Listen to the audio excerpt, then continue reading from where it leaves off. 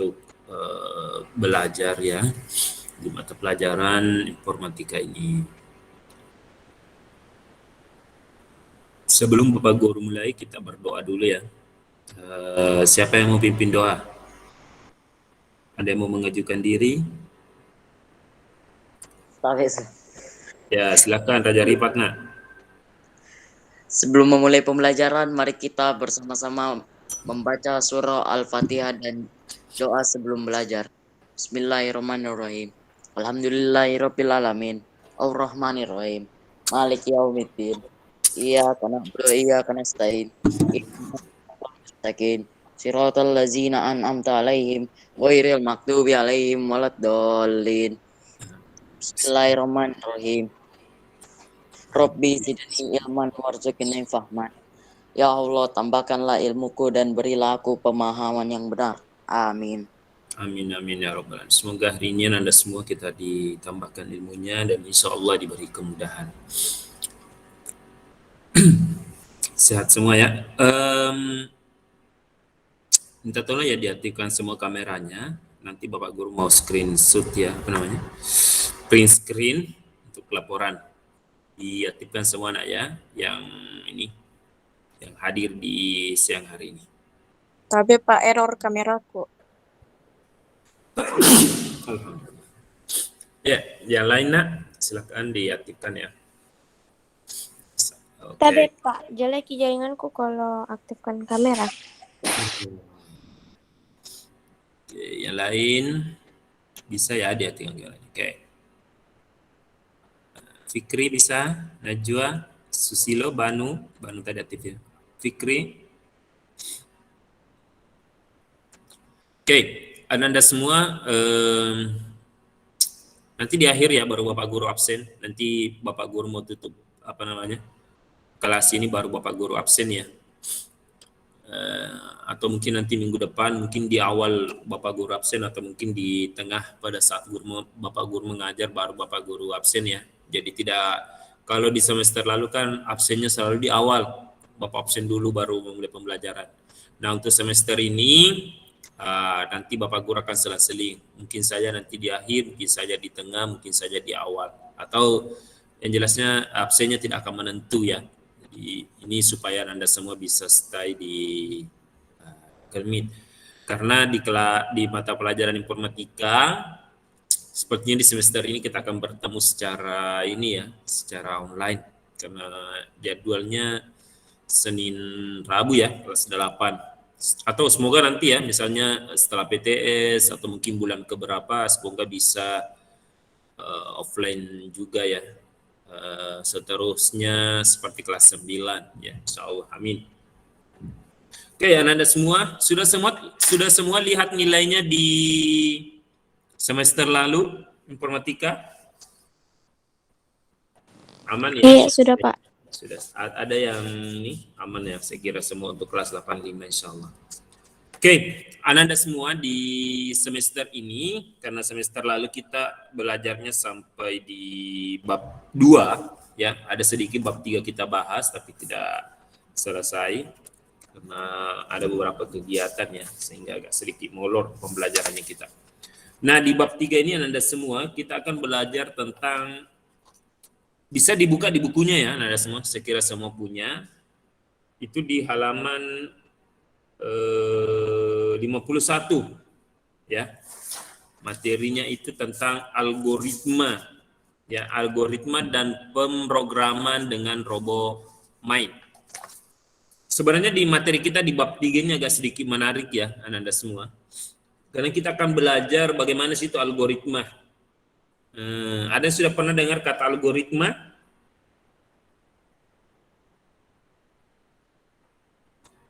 Ada yang sudah pernah dengar algoritma? Pernah, Pak. Oke, pernah. Apa itu algoritma kira-kira? Bahasakan saja.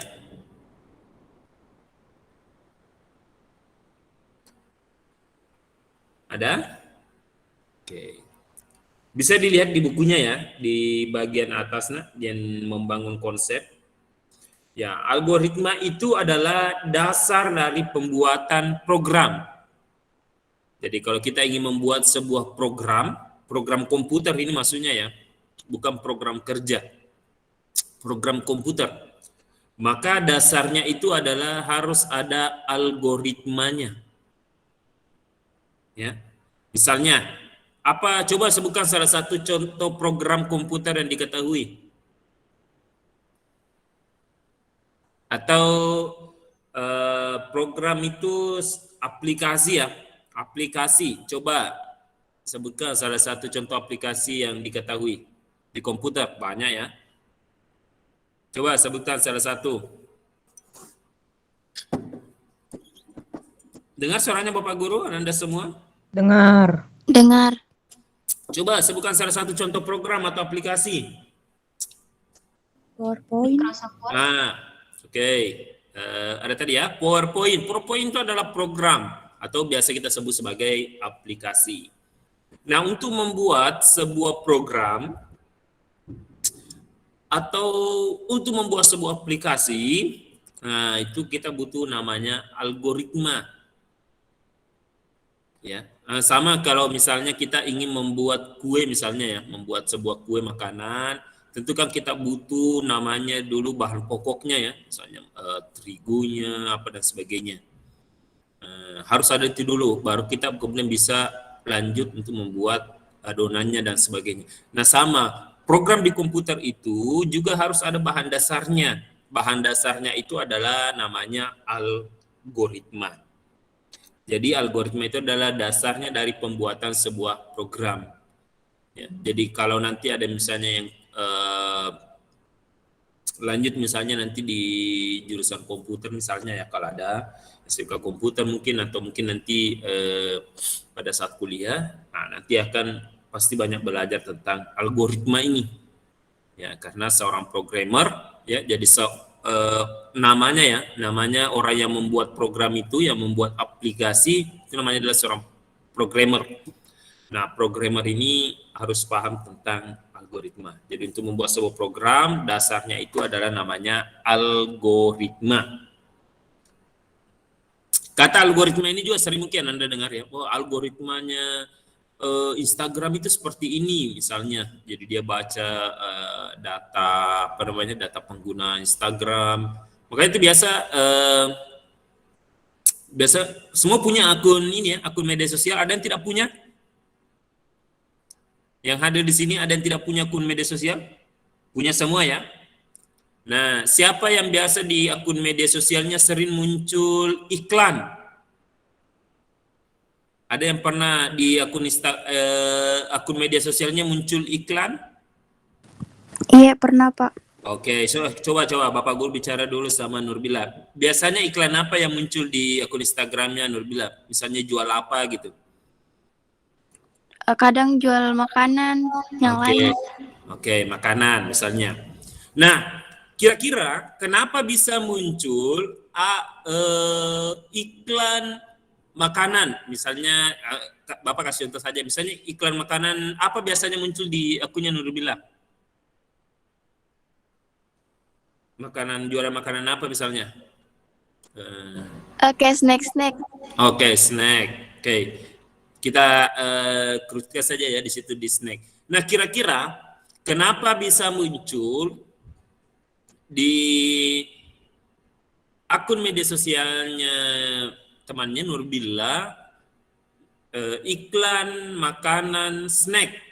Misalnya, anggap misalnya kerupuk ya, kerupuk. Snack. Kenapa bisa muncul seperti itu kira-kira? Ya, karena tahu tidak Ananda? Berarti Ananda Nurbila ini sering membuka mungkin akun-akun media sosial tentang snack itu ya, tentang snack, misalnya cari snack, snack apa yang bagus, atau mungkin sering mengunjungi website, atau mungkin sering buka di Shopee misalnya, di e-commerce ya, di jual-jual beli online snack-snack begitu. Makanya dia sering muncul di akun media sosialnya. Itulah semua namanya algoritmanya. Algoritma dari akun media sosial itu sehingga bisa muncul di iklan seperti itu. Jadi dia baca, oh ini Nurbila ini sering klik Kalau ada akun snack, nah, dari situ komputer membaca, oh dia suka snack, makanya dia muncul di situ iklan snack. Nah, kenapa bukan iklan motor misalnya yang muncul di akunnya media? Karena dia jarang membuka iklan motor. Coba dia sering buka iklan motor, pasti yang muncul bukan iklan makanan. Nah, yang muncul adalah iklan motor. Nah, itu begitu ya algoritmanya atau pembacaannya dari sebuah program di komputer. Jadi hati-hati ya Anda semua di media sosial itu. Kalau kita membuka akun atau membuka website dan sebagainya, nah itu akan terekam di servernya. Ini sudah kita pelajari ya di bab sebelumnya ya tentang komputer server. Dia akan terekam di servernya itu, misalnya Instagram, di server Instagram bahwa si Bila misalnya, si Auraya ini sering buka ini, sering mengunjungi website ini, maka saya harus kirimkan iklan ini. Nah, karena ini yang dia yang paling suka. Itu supaya orang tertarik untuk terus menggunakan program itu. Ya, seperti itu. Nah, yang pertama yang kita pelajari di algoritma dan pemrograman RoboMan ini adalah interaksi antara manusia dan komputer. Nah, seperti yang kita lakukan hari ini adalah proses interaksi kita dengan komputer ya.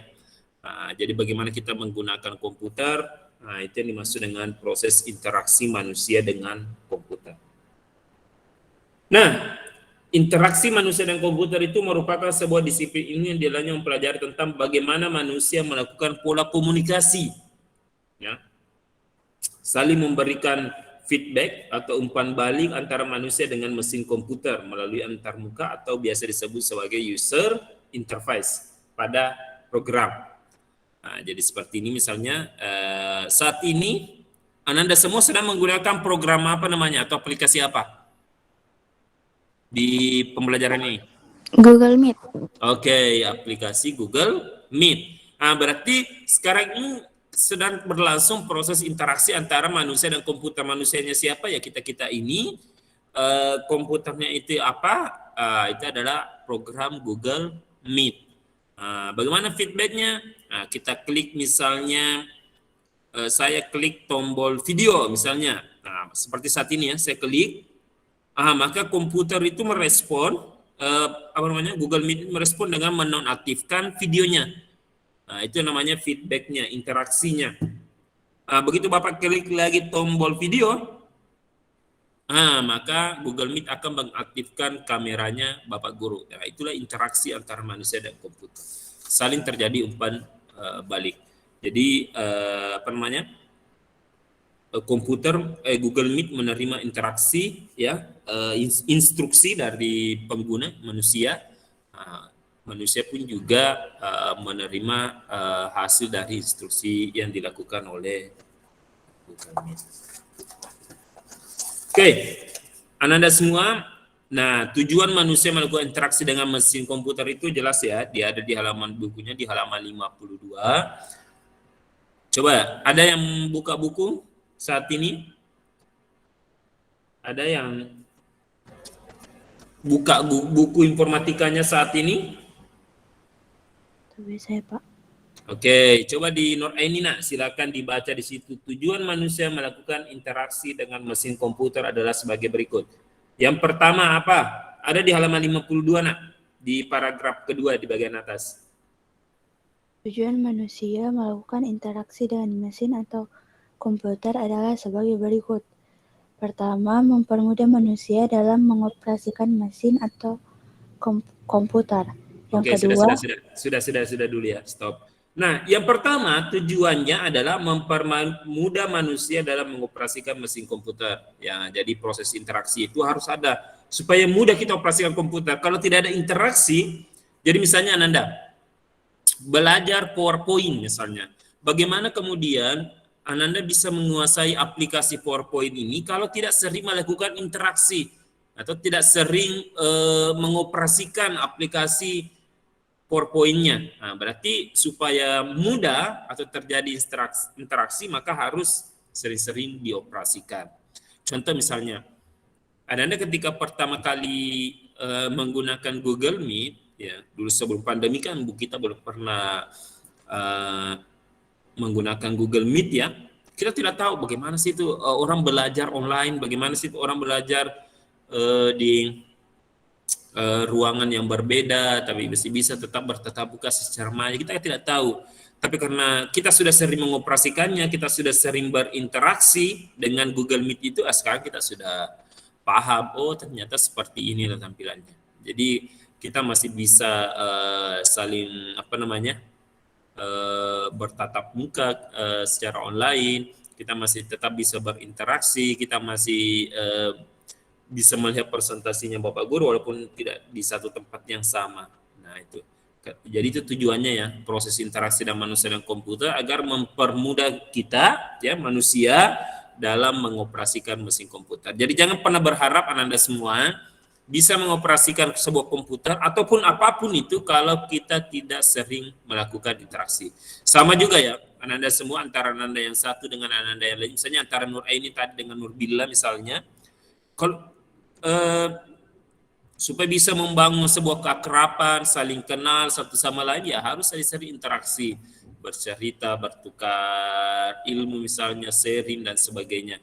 Kalau itu jarang dilakukan ya pasti hubungannya juga tidak terlalu erat ya, persahabatan juga tidak terlalu dekat. Nah seperti itu juga manusia dan komputer, supaya kita saling mengenali, supaya kita mudah mengoperasikan komputer, maka harus ada interaksinya. Yang kedua, silakan dilanjut Nurainina. Yang kedua, mengharapkan adanya berbagai bentuk umpan balik sesuai dengan input yang diberikan oleh manusia melalui keyboard atau alat input lainnya. Oke. Mengharapkan adanya berbagai bentuk umpan balik. Nah, jadi umpan balik ini begitu kita klik, misalnya tadi seperti Pak Guru ya, klik tombol video di Google Meet ini, maka Google Meet-nya, komputernya juga harus merespon, nonaktifkan kameranya. Begitu Bapak on-kan lagi kameranya, maka komputer harus merespon juga perintah itu atau instruksi yang diberikan. Itu yang namanya umpan balik ya. Nah, tentu untuk memberikan umpan kepada komputer ya, seorang manusia pengguna memberikan umpan kepada komputer ya harus melalui yang namanya alat input.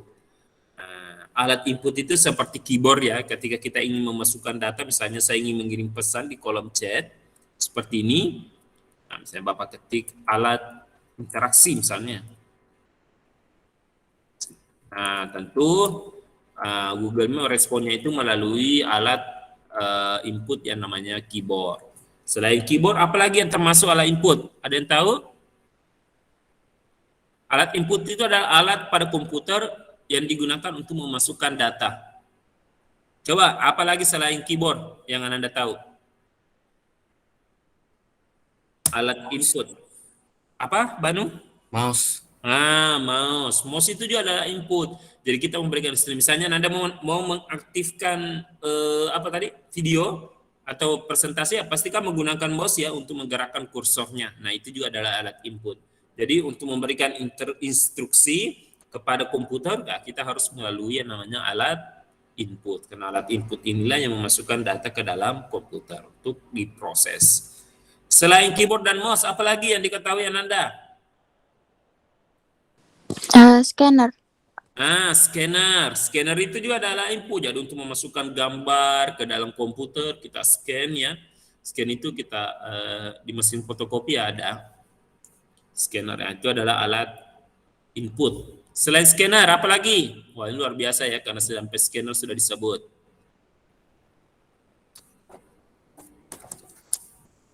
Selain scanner, apa lagi yang biasa digunakan?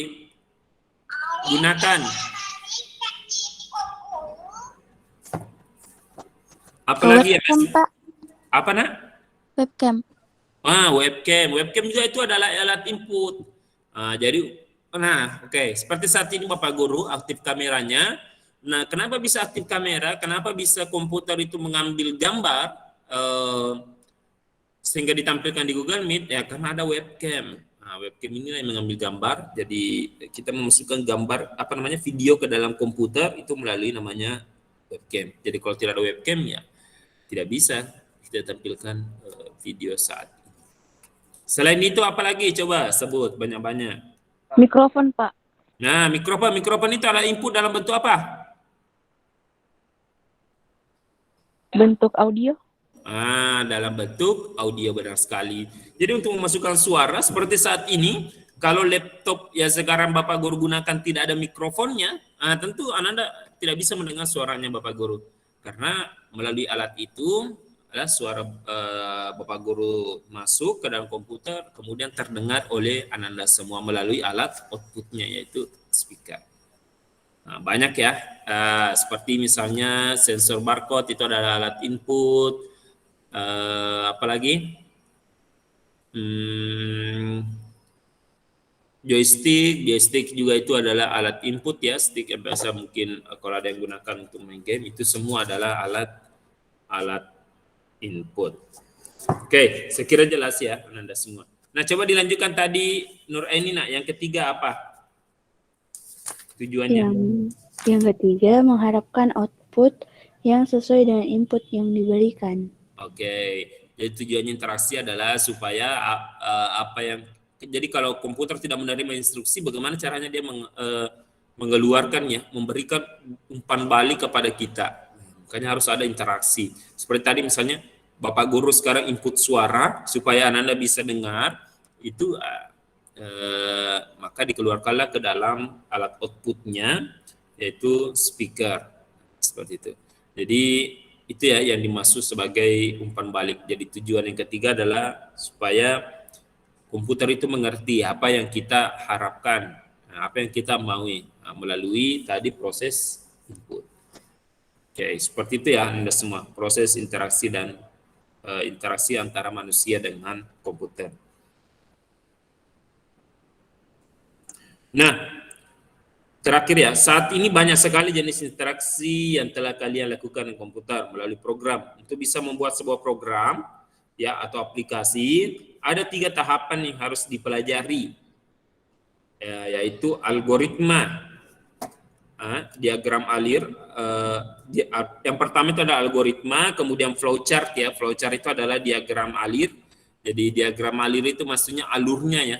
Nah, misalnya kalau kita ingin ke sekolah misalnya, atau misalnya kita ingin bergabung di kelas online-nya Bapak Guru, maka yang pertama yang harus kita lakukan adalah nyalakan laptop, kemudian konekkan ke internet komputernya, kemudian buka buka Google Chrome, kemudian buka Google Meet, kemudian masukkan kodenya, kemudian klik gabung. Nah, seperti itu yang dikatakan sebagai diagram alir atau flowchart.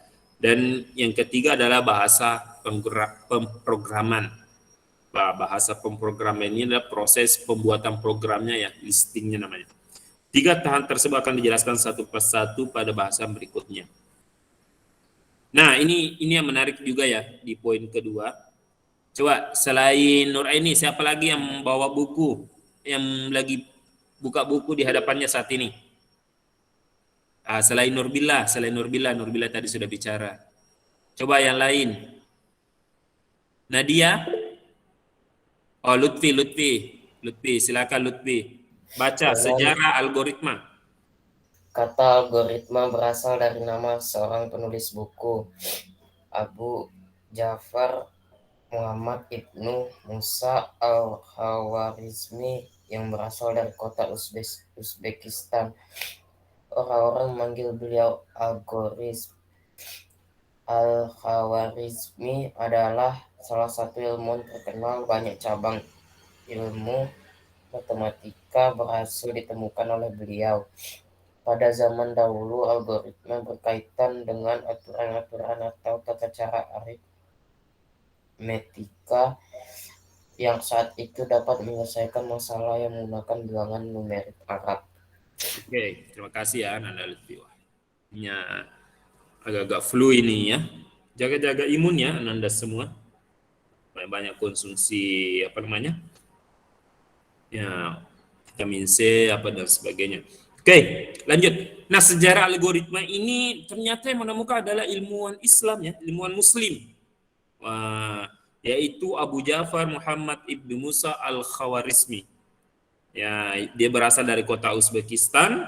Al-Khawarizmi ini ada nggak nama kelasnya, kelas 85 apa?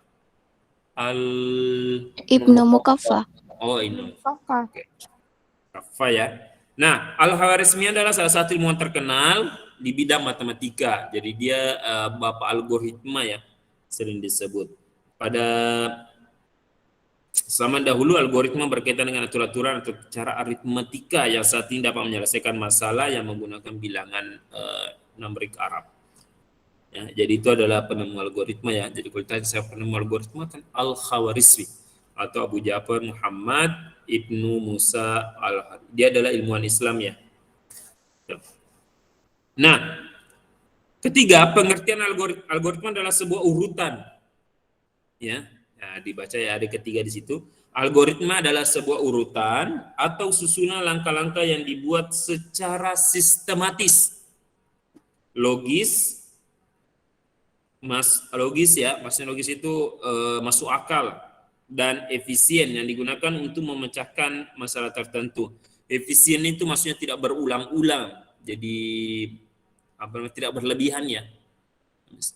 Nanti Bapak Guru jelaskan di sini di contoh algoritmanya. Nah, misalnya langkah-langkah untuk menghidangkan dan memasak makanan. Pada bidang ilmu komputer, algoritma digunakan sebagai awal dari pembuatan kode program. Kode program berisi sekumpulan instruksi atau perintah tertentu.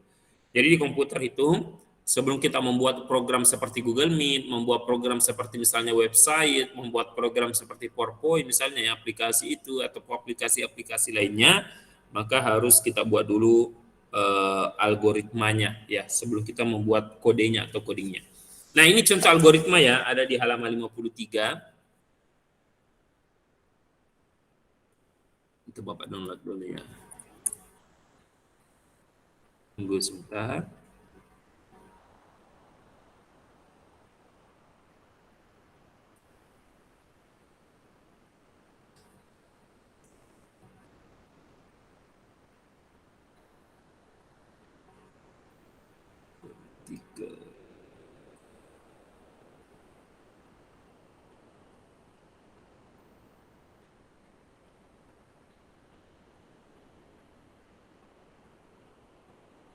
Tunggu ya, tunggu.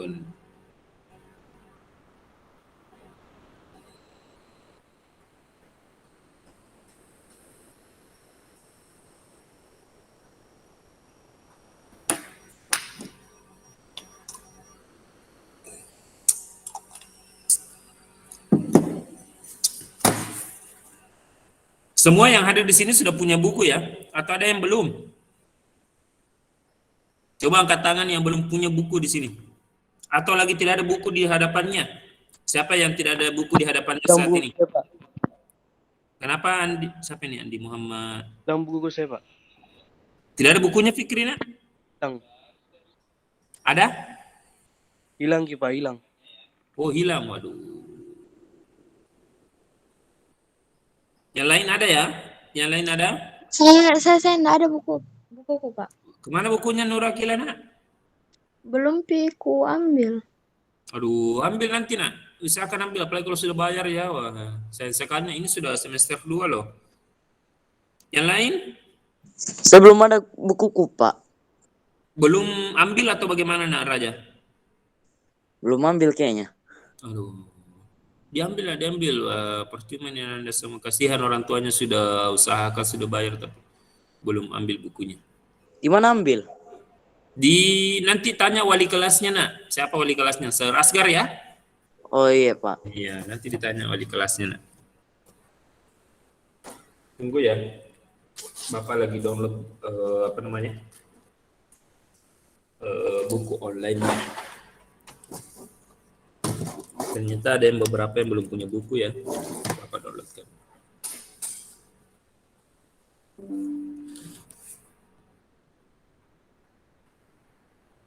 Tunggu.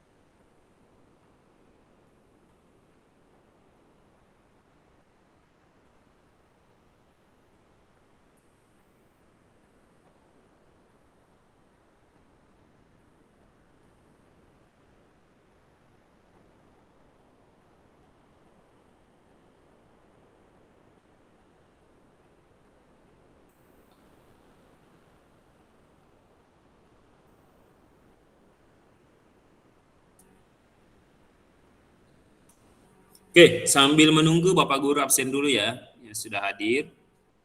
Jadi bisa diaktifkan kameranya nah ya, dan menyahut supaya muncul namanya.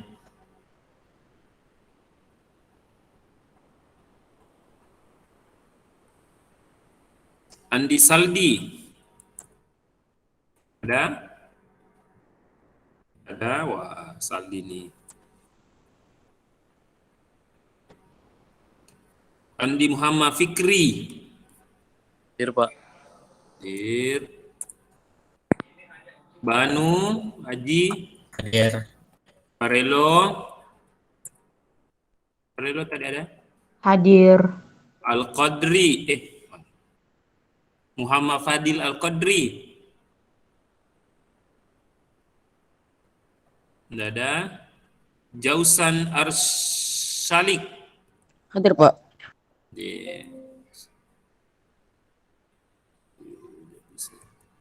Jausan Arsalik sudah di boarding, nak? Iya. Alwan. Hadir, Pak. Lutfi Ramadan. Hadir. Raja Rifat. Hadir, Pak.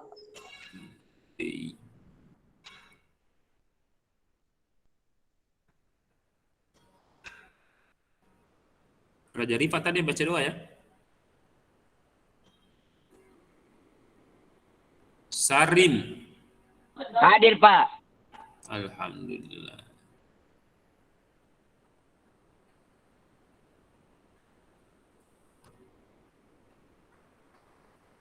Sayan. Ada Sayan? Tidak ada. Alfia. Alfia. Auraya. Hadir, Pak.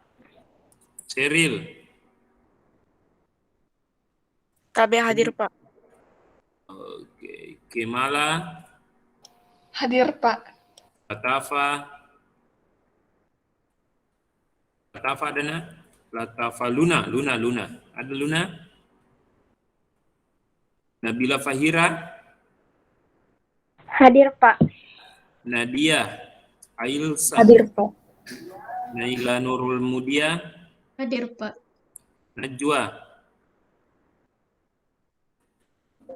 Najwa nak? Ada Najwa? Nur Aini. Kami hadir, Pak. Nur Aini tadi yang baca. Nurul Akilah. Kami hadir, Pak. Qurratu Ayun. Tidak ada. Raisya. Hadir, Pak. Raisya ada. Qurratu Ayun tidak ada ya? Nur Billah ada. Oh, yang tidak ada nih. Qurratu Ayun, Najwa Susilo, Latafa, Alfia Zayyan, Muhammad Fadil Al-Qadri, dan Saldi ya. Dan tidak ada. Oke. Berarti yang hadir hari ini 18 orang.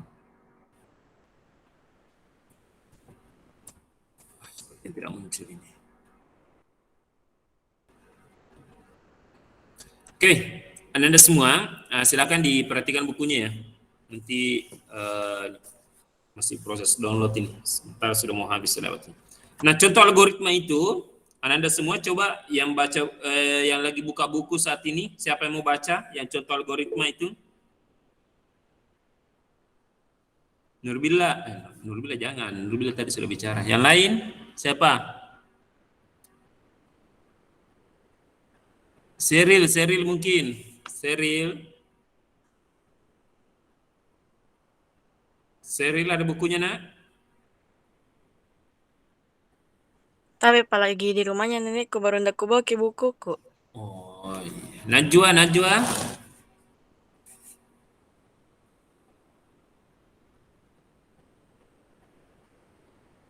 Atau siapa ini?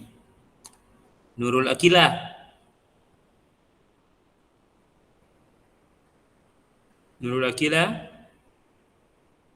Iya, Pak. Coba dibaca nak. Ada bukunya saat ini? Enggak ada buku kok. Oh, enggak ada. Aduh, jangan sampai enggak ada semua lagi bukunya nih. Nabila Fahira, ada bukunya nak?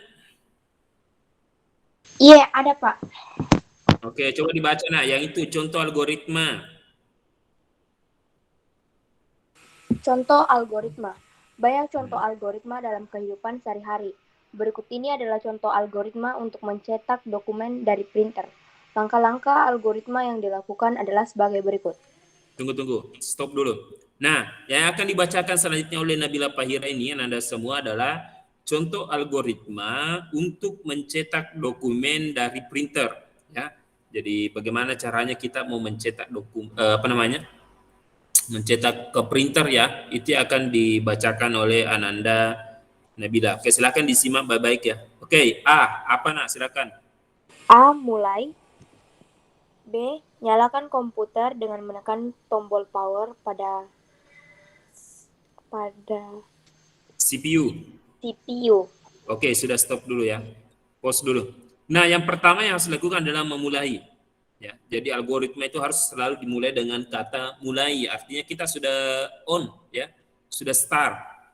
Nah, kemudian yang pertama tadi, yang kedua tadi, nyalakan komputer dengan menekan tombol power pada CPU atau menyalakan laptop ya. Nah, kita harus nyalakan dulu laptopnya dengan cara menekan tombol power. Kemudian C, nyalakan printer dengan menekan tombol power di printer. Oke, setelah dinyalakan tombol power di komputer, maka selanjutnya adalah harus dinyalakan printer di tombol, harus menyalakan tombol power di printer. Ini yang namanya algoritma ya, langkah-langkahnya. Ini harus ada kalau kita mau membuat sebuah program. D,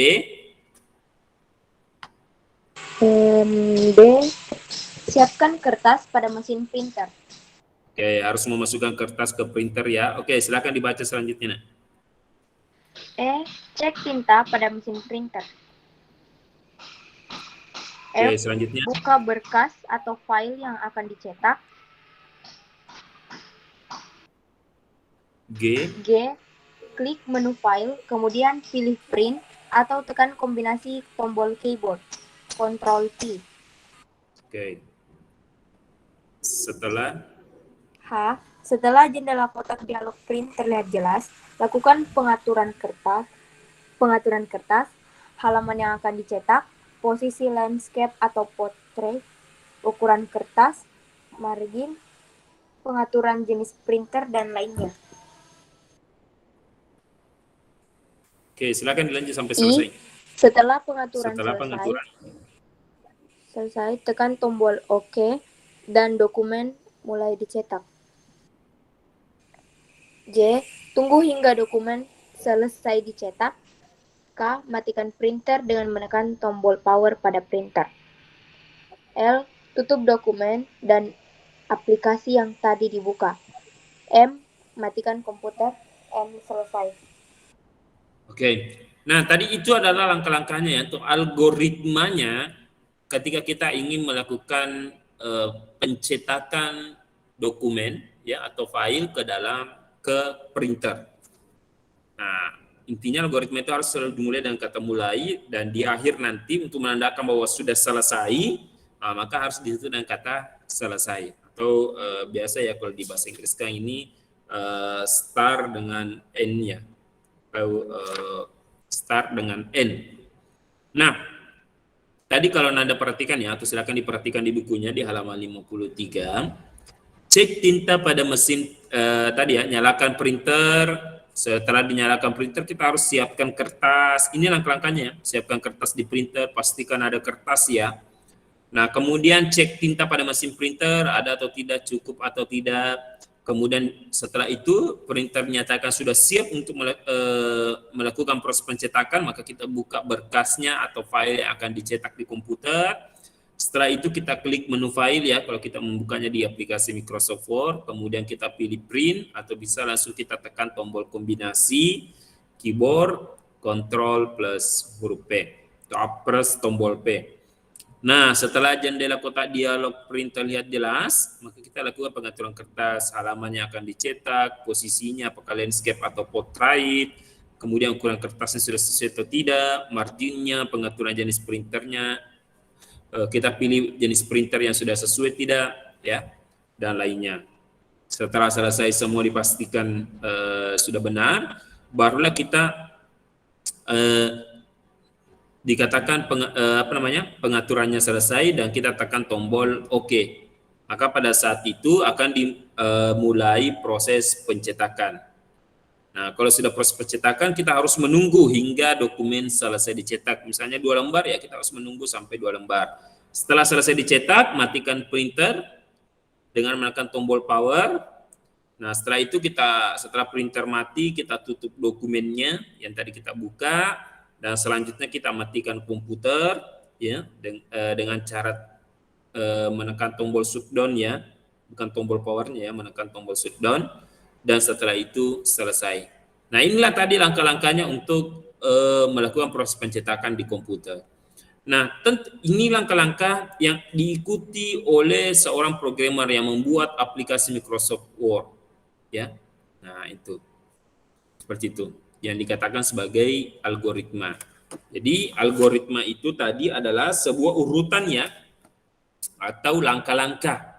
Nah, seperti yang kita sudah dibacakan oleh Nanda Nabila temannya, itu adalah langkah-langkah untuk mencetak kertas ke printer. Langkah-langkahnya harus sistematis. Ya, yang mana dikatakan sistematis, harus berurutan. Nah, kemudian harus masuk akal.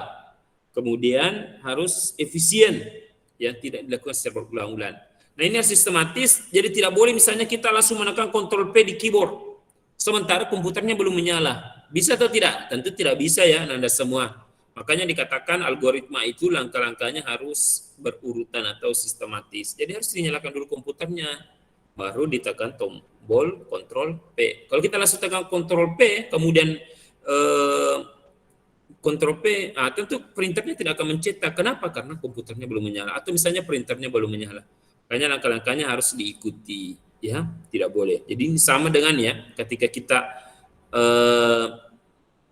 sholat, ya, sholat itu kan ada algoritmanya juga, ya, ada langkah-langkahnya. Tidak boleh kita langsung takbir, langsung misalnya ruku sementara kita belum takbir.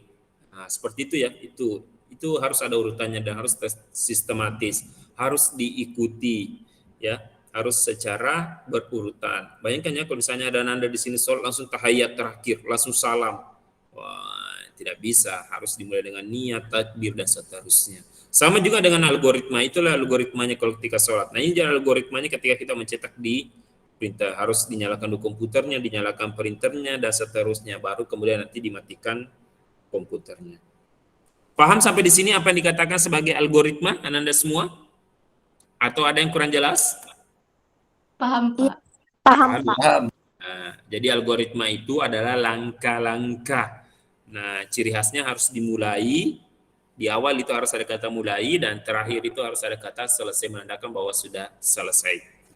Nah, contoh algoritma lainnya bisa Anda lihat, ya, di contoh A, B, dan C. Misalnya kita ingin menghitung keliling persegi panjang. Mulai itu menandakan bahwa kita sudah start. Kemudian tentukan nilai panjangnya berapa, tentukan nilai lebarnya berapa, kemudian dihitung. Jadi kalau belum ditahu nilai panjang dan nilai lebarnya, ya jangan dulu hitung kelilingnya. Harus ditahu dulu, baru kita hitung. Rumusnya adalah keliling sama dengan 2 kali dalam kurung panjang tambah lebar. Setelah itu baru cetak berapa hasil kelilingnya. Jadi tidak bisa kita langsung tahu misalnya, oh ini kelilingnya persegi panjang 10 misalnya, 10 cm. Padahal kita belum tahu berapa panjangnya, berapa lebarnya. Jadi harus diketahui dulu panjang dan lebarnya, baru kita hitung. Baru setelah itu mengkalkulasinya baru selesai. Itu, ya, contohnya. Seperti ini di contoh B, luas persegi panjang, ya, tentukan nilai panjangnya, tentukan nilai lebarnya berapa, baru kita hitung luasnya. Sama dengan panjang kali lebar. Nah, seperti itu, ya, Anda semua terkait yang dimaksud dengan algoritma. Di minggu depan, insya Allah, semoga waktunya cukup, kita akan belajar tentang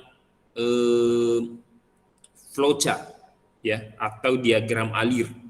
Nah, diagram alir ini sebenarnya juga adalah algoritmanya, cuma dia digambarkan. Jadi bukan lagi tadi dalam bentuk teks seperti yang dibacakan oleh temannya, ya, Nabila. tapi digambarkan nanti. Nah, seperti ini di halaman 55 kalau Anda lihat di situ ya. Itu adalah gambar dari flowchart. Jadi algoritma tadi yang sudah kita buat itu dimasukkan ke dalam diagram alir.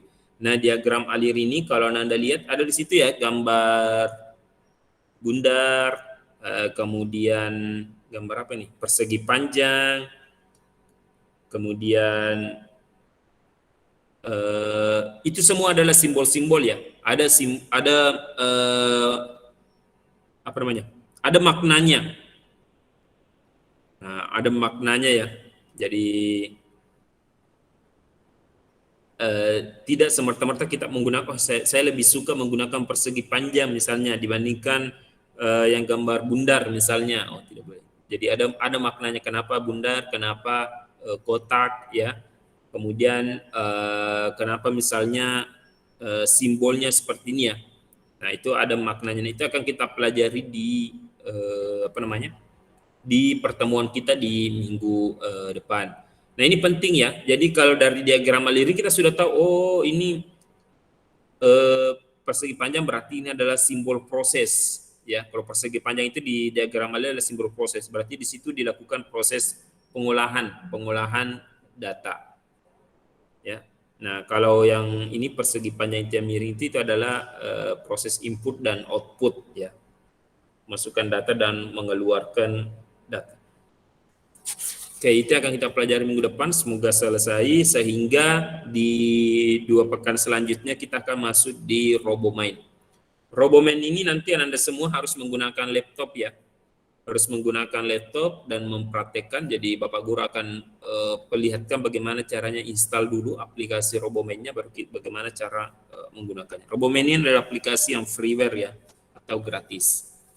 Oke, sekira cukup Anda semua untuk pertemuan kita di hari ini. Semoga Anda semua selalu diberi kesehatan. Minggu depan kita bisa lanjut, ataupun mungkin semoga minggu-minggu selanjutnya bisa ada pertemuan tetap muka nantinya insya Allah secara offline. Oke, saya kira cukup Anda semua, lebih dan kurangnya mohon maaf. Atau ada yang mau bertanya sebelum Bapak Guru tutup? Tabe, Pak. Iya, silakan Nurul Akila, nak. Luna tadi enggak masuk gara-gara jelek jaringannya, baru karena kasih tahu sekarang. Oh iya, berarti Bapak Guru kasih izin Luna ya. Oke, terima kasih informasinya, nak. Ya, begitu ya kalau ada temannya diinformasikan, nak, supaya temannya tidak ini ya. Kalau ada. Oke, saya kira cukup ya Anda semua untuk pertemuan kita di hari ini. Sekali lagi terima kasih Anda semua sudah bergabung. Terakhir Bapak Guru minta diaktifkan semua kameranya dong. Sebelum Bapak Guru beri salam, silakan diaktifkan semua kameranya. Anda semua yang luar biasa di hari ini. Akhirul kalam, terima kasih Anda semua telah bergabung di kelas informatika. Wabillahi taufiq wal hidayah. Wassalamualaikum warahmatullahi wabarakatuh. Waalaikumsalam. Waalaikumsalam warahmatullahi wabarakatuh. Terima kasih, Pak. Waalaikumsalam warahmatullahi wabarakatuh.